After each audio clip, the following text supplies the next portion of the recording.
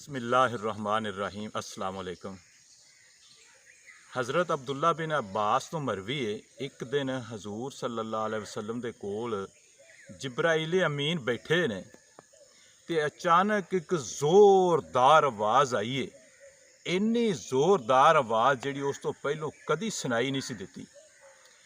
जिब्राइल हजूर सल्लल्लाहु अलैहि वसल्लम नूं पुछदे ने भी यह जिहड़ी आवाज़ आई है तुहानूं पता है भी कित्थों आवाज़ आई है ते काहदी है?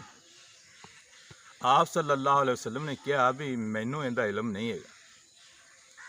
जिब्राइल कहंदे ने यह आसमान का एक दरवाज़ा खुला है जिहड़ा अज तो पहलों कदी भी नहीं खुला ते उस दरवाजे थानी एक फरिश्ता नमूदार होया है जिहड़ा इस तो पहलों कदी भी नमूदार नहीं होया ते वो जमीन ते आया है।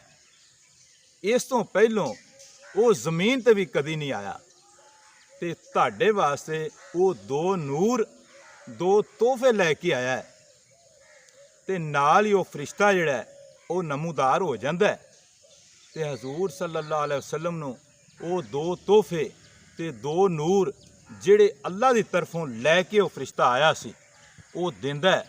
फरिश्ता कहंदा है भी सूरत फातिहा ये एक नंबर तोहफा है ते नूर है ते दूसरा नूर ते तोहफा जिहड़ा है वो सूरत बकरा दियां आखिरी दो आयतां ने जिहड़ियां आमाना रसूल तो शुरू होंदियां ने।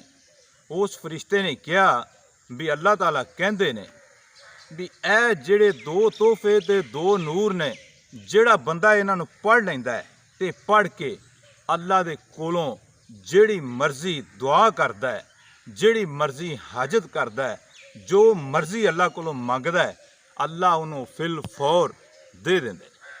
हजूर सल्लल्लाहु अलैहि वसल्लम बहुत खुश। अस्सलाम वालेकुम।